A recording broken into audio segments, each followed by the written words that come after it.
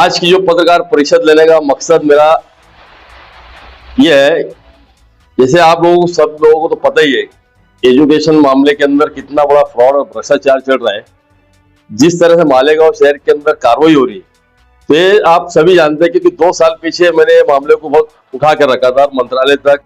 उस टाइम में दीपक केसरकर साहब हमारे शिक्षण मंत्री थे। वो टाइम में मैंने पूरी यानी मालेगांव से लेकर के यानी नासिक मंत्रालय तक पूरी कंप्लेंट्स डाला था मैं। तो उसका रिजल्ट भी आप लोगों ने देखा। लेकिन ये अलग बात है, बहुत सारे लोगों का मानना है कि हमने करा बेगानी शादी में अब्दुल्ला दीवानी की कहावत है मालेगांव में, वो कहीं ना कहीं फिट होती है मालेगांव में।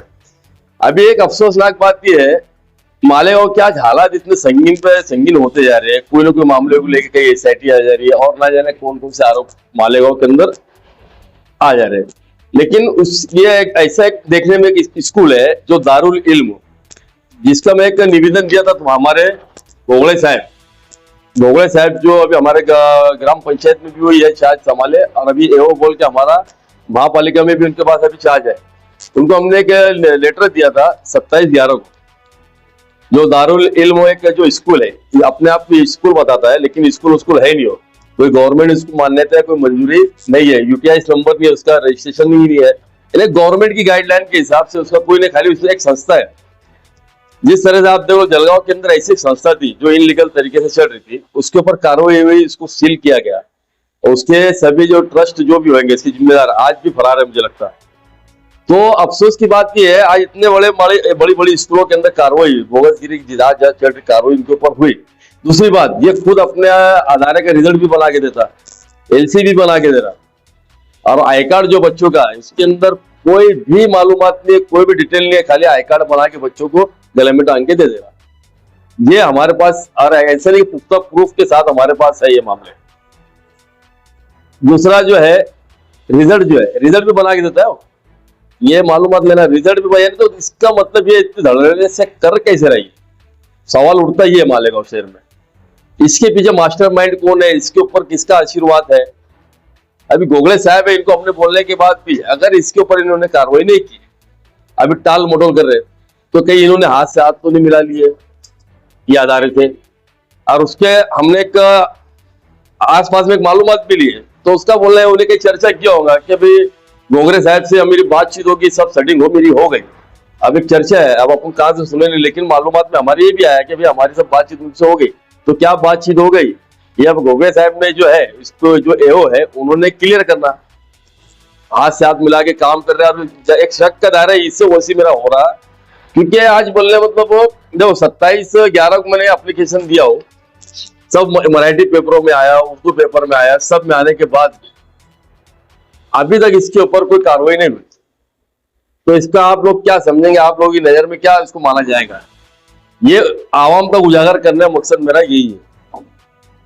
उसकी वजह क्या, मैं जैसे आपको बताया मालेगांव में भी एसआईटी का मामला, देखो हुआ कुछ नहीं, ना रोहिंग्या निकला ना बांग्लादेशी निकला, लेकिन अब ये मामला देख लो, इसको लेके अगर रिजल्ट बोगस है, इनका आईडी कार्ड बोगस है, इनका आधारा तो है, लेकिन इनके अंदर यूटीआईस नंबर नहीं है, रजिस्ट्रेशन नंबर नहीं है, बच्चों को रिजल्ट बना के दे रहे लोग।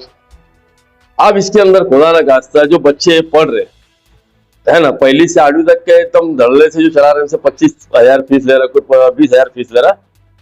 फीस लेने के बाद में अब इसके अंदर खुदा ना खास्ता भी एसआईटी के मामले को लेके अगर इसके ऊपर किसी की नजर गए, तो बच्चे फिर क्या ये सिद्ध होगा कि इनके बोलने पे क्या रोहिंग्या और बांग्लादेश से बच्चे आके एडमिशन तो नहीं करे, बोगस सर्टिफिकेट तो नहीं बना रहे। एक नया मालेगांव शहर के अंदर एक बवाल खड़ा होने का मुझे शक है, क्योंकि आज मालेगांव की परिस्थिति बहुत खराब है, आप लोग अच्छी समझ सकते हैं।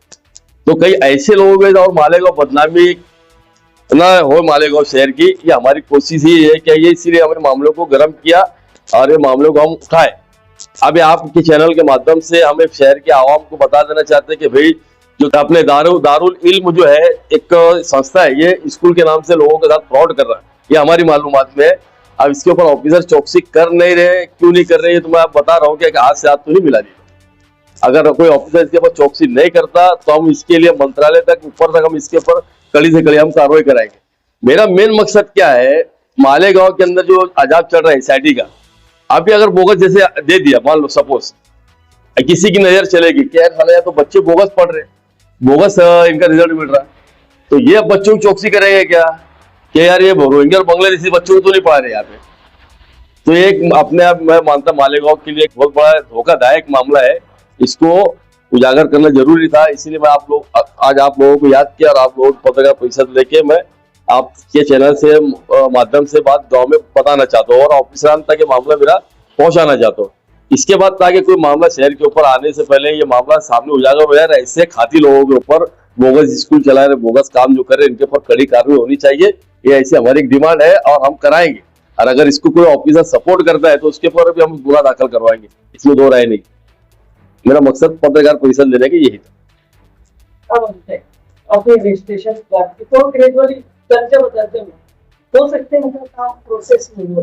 अरे एक मुझे बताओ, 8 साल हो गए, कौन सा प्रोसेस है?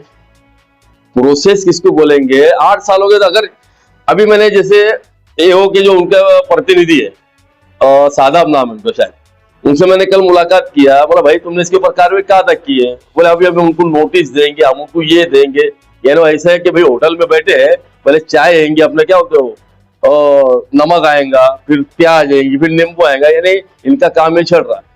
तो इसका मतलब पहले कि इसके अंदर लचक दे रहे, बाद में खाना खाने की तैयारी में होगा, पता नहीं मुझे, है ना। यार 8 साल हो गया, बोले सर कोई बात है क्या?